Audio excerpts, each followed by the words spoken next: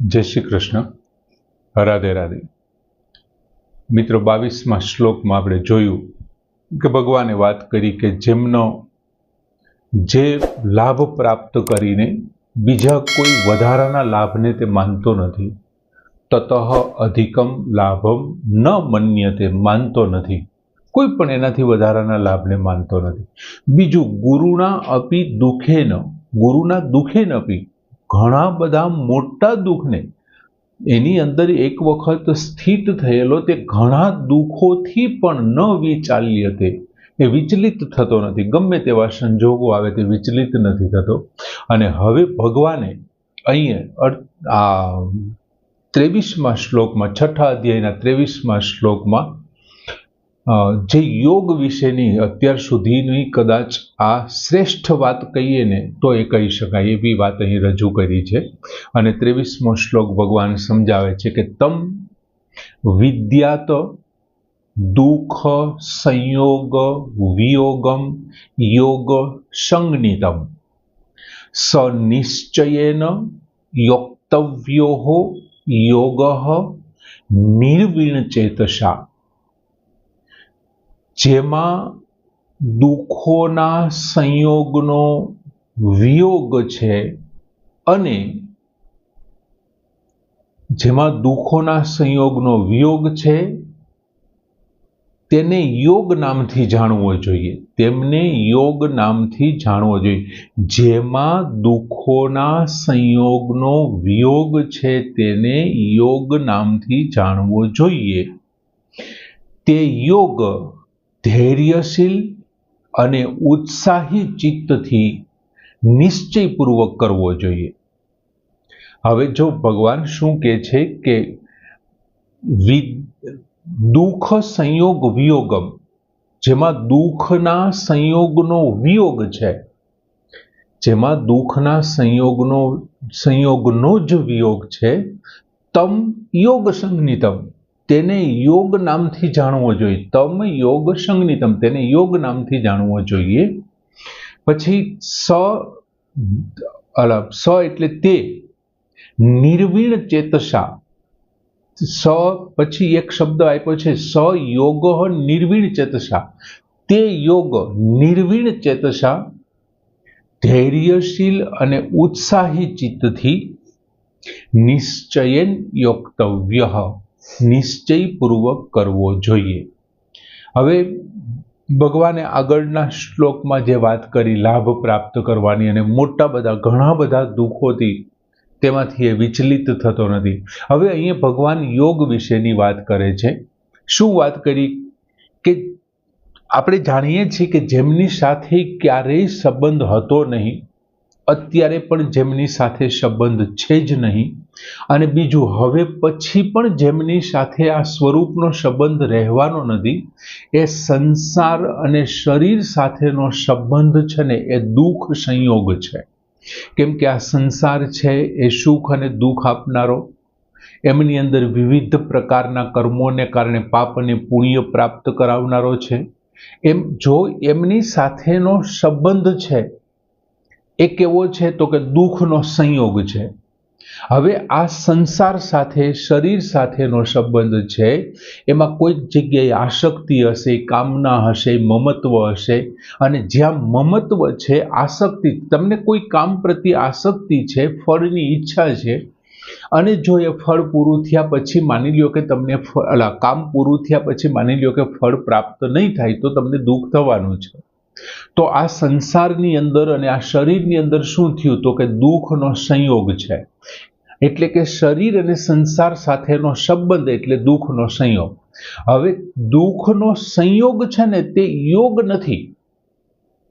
કેમ કે જો ઈ યોગ હોય ને તો પછી ક્યારેય કોઈ દિવસ તેમનો વિયોગ ન થાય. યોગ હોય તો એમનો વિયોગ થાય જ નહીં. અને અહીંયા ભગવાન શું કહે છે? દુઃખ સંયોગ વિયોગ, દુઃખના સંયોગનો વિયોગ. એક વખત તમને બોધ થઈ જાય કે આ સંસાર છે, આ શરીર છે અને હું શરીરી છું, અને જેવો બોધ થઈ જાય છે ને એ સાથે શું થાય છે? વિયોગ થાય છે. એટલે શું થાય છે? શરીર અને શરીરી બંને જુદા થાય છે.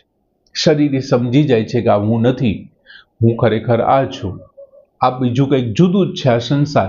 આમ જે વિયોગ, કેમ કે આપ શું કામ વિયોગ થયો? તો કે એ માનેલો સંબંધ હતો, પહેલેથી સંબંધ હતો જ નહીં. કદાચ એવું બને કે ઘણા વર્ષો થયા, લાંબા સમય થયા, કેટલા બધા વર્ષો થયા તમે સંસારની સાથે અને શરીરની સાથે સંબંધ રાખીને બેઠા હોય, એમ છતાં પણ તેનો વિયોગ શક્ય છે. વિયોગ થઈ શકે અથવા વિયોગ કરી શકીએ છીએ. શું કામે? કેમ કે એ બધા સંબંધો કેવા છે? માનેલા છે. સ્વરૂપે માની લીધું કે આ બધા જ કાર્યો મારે હિસાબે છે, આ સંસાર હું છું, આ બધું હું કરું છું, આ મારે હિસાબે થઈ રહ્યું છે. એટલે માનેલા સંબંધમાં વિયોગ થઈ શકે. અને વિયોગ થતા શું થાય છે? તો કે જેવો વિયોગ થાય છે ને, કોનો વિયોગ થાય છે? તો કે દુઃખનો સંયોગ. દુઃખ એટલે કોણ છે? તો કે સંસાર છે, શરીર છે.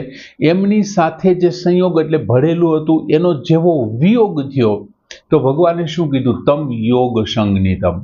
તેને યોગ જાણવો જોઈએ, તેને યોગ નામથી જાણવો જોઈએ. જેવો દુઃખનો સંયોગનો વિયોગ થશે, દુઃખના સંયોગનો વિયોગ થાય ને, તો એ શું છે? એ યોગ છે. ભગવાન કહે છે તેને યોગ તરીકે જાણવો જોઈએ, યોગ નામથી જાણવો જોઈએ. હવે મિત્રો, સ્વરૂપનો છે ને, સ્વરૂપ સાથેનું જે આ જોડાણ છે ને, આ યોગ છે ને, નિત્ય સંબંધ છે, કાયમી સંબંધ છે. એ કોઈ માની લીધેલો સંબંધ નથી. તો આપણને એમ થાય કે સંસાર સાથેનો જે સર્વથા વિયોગને જો યોગ કીધો હોય, સંસાર એટલે દુઃખ છે, દુઃખ સાથેનો સંયોગ છે. તમે સંસારમાં છો તો આજીવન તમે ક્યારેય સુખી નહીં રહી શકો. તમને કોઈક ને કોઈક જગ્યાએ તમને માનસિક કે શારીરિક અથવા તો આધ્યાત્મિક કોઈને કોઈ દુઃખ તમને મળતું રહેવાનું છે. એમની સાથેનો જેવો વિયોગ થયો, તો તમારું શું થઈ ગયો? દુઃખ સાથેનો વિયોગ એટલે યોગ કહે છે. તો સ્વરૂપ સાથે તો પહેલા, તો આનો મતલબ આપણે એવું સમજી લેવાનું કે ભાઈ સ્વરૂપ સાથે પહેલા આપણો વિયોગ હતો, હવે દુઃખના સંયોગ સાથે સ્વરૂપ સાથે વિયોગ હતો, દુઃખના સંયોગ સાથે સંયોગ હતો, હવે દુઃખના સંયોગ સાથે વિયોગ થયો અને સ્વરૂપ સાથે સંયોગ થયો, એવું સમજી લેવાનું? તો કે ના, એવું સમજવાનું કોઈ કારણ જ નથી. શું કામ કારણ નથી? કેમ કે સ્વરૂપ સાથે છે ને, આ આત્માને નિત્ય સંયોગ છે. બીજું, પ્રકૃતિ સાથે તો એમણે તાદાત્મ્યના કારણે માની લીધેલો સંબંધ છે, અને એમને કારણે એમની જે યોગની સ્થિતિ હતી ને, જે આ સ્વરૂપ સાથેનો સંબંધ હતો ને, એને ભૂલી ગયો હતો. બાકી એ તો નિત્ય સંબંધ છે અને સ્વતઃ સિદ્ધ સંબંધ છે. માની લીધેલા સંબંધને કારણે ઘણી વખત આપણે ભૂલી જઈએ કે હું કોણ છું. ઘણી વખત આપણે અમુક લોકોના સંસર્ગમાં આવીને એવા કર્મ કરી બેસતા હોઈએ કે આપણે ભૂલી જોઈએ કે હું કોનો દીકરો છું, કોનો ભાઈ છું, કોનો પિતા છું, કોઈનો પતિ છું. આ બધું ભૂલી જઈએ છીએ. જેવું આપણને યાદ આવે છે કે હું આનો દીકરો છું, મારા ત્યાં ન થઈ શકે, એટલે તરત જ ત્યાંથી શું થઈ જશે? એ કાર્યમાંથી વિયોગ થઈ જશે. એમ ભગવાન શું કહે છે કે ભાઈ યોગની સ્થિતિમાં વિસ્મૃતિ થઈ જાય છે. કોને કારણે? તો કે દુઃખ સંયોગને કારણે. અને જેવો દુઃખ સંયોગ વિયોગ થાય છે, તો ભગવાન કહે છે એનું નામ યોગ છે. કોની સાથે યોગ થાય? યોગ એટલે જોડાણ. કોની સાથે યોગ થાય છે? તો કે સ્વરૂપ સાથે.